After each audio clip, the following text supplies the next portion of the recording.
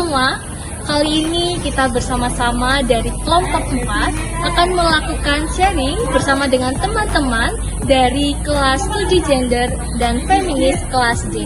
Untuk itu kita akan bersama-sama mendengarkan bagaimana sharing atau dalam kehidupan mereka menemui adanya isu-isu gender dan feminis di Indonesia. Selamat menyaksikan.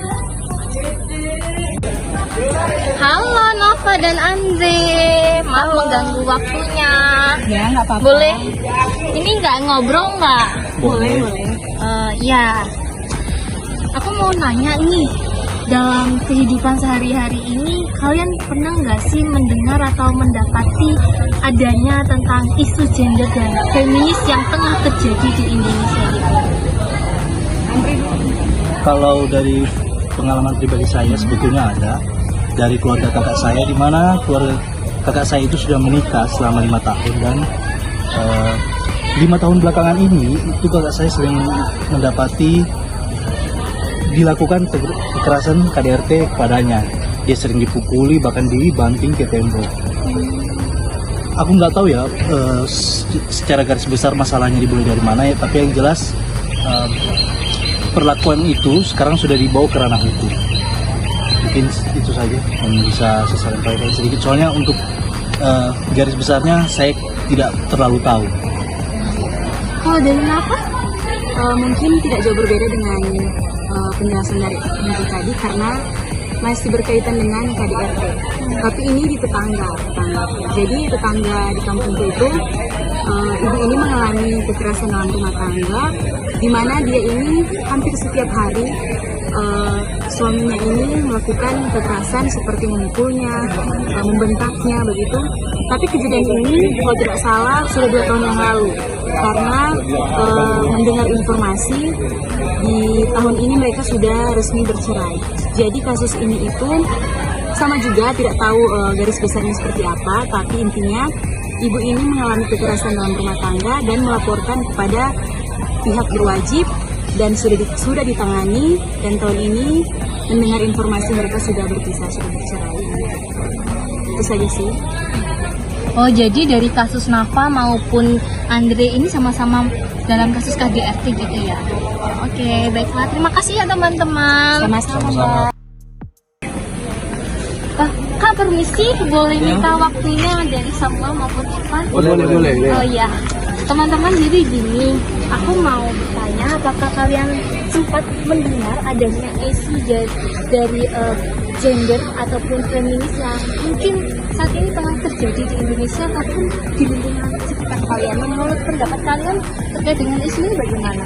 Kalau aku sih sebenarnya ke pengalaman sehari-hari ya, waktu itu kan di tempatku itu kan ada pemilihan ketua RT. Nah, jadi situ ada 2 paslon, yang satu laki-laki, satu perempuan. Tetapi nggak tahu kenapa justru si paslon laki-laki ini yang lebih dimenangkan gitu. Dan aku lihat bahwa itu memang ada satu unsur patriarkis itu ya.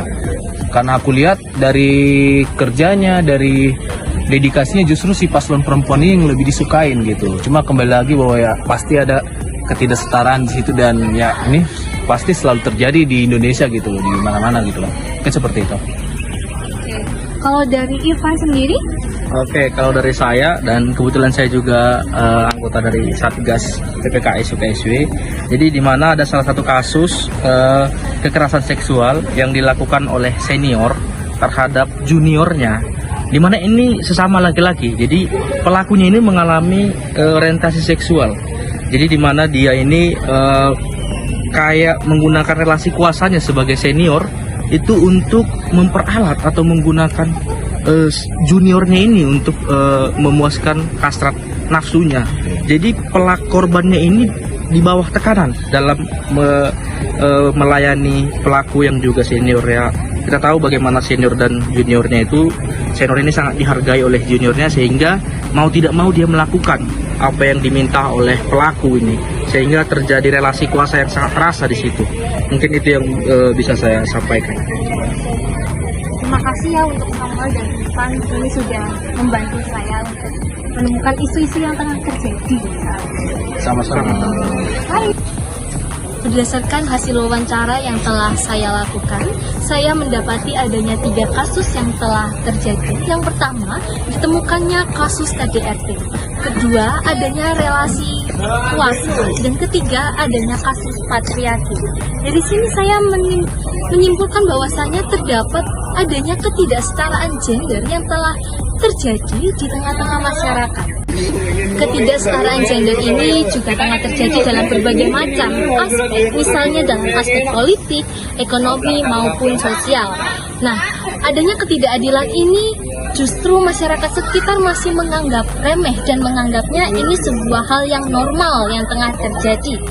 Untuk itulah, kehadiran dari feminisme ini berfungsi sebagai gerakan untuk memperjuangkan hak-hak kesetaraan bagi semua gender. Feminisme ini tidak hanya memperjuangkan keadilan bagi hak perempuan, tetapi memperjuangkan keadilan untuk semuanya. Sekian dari kami ucapkan terima kasih.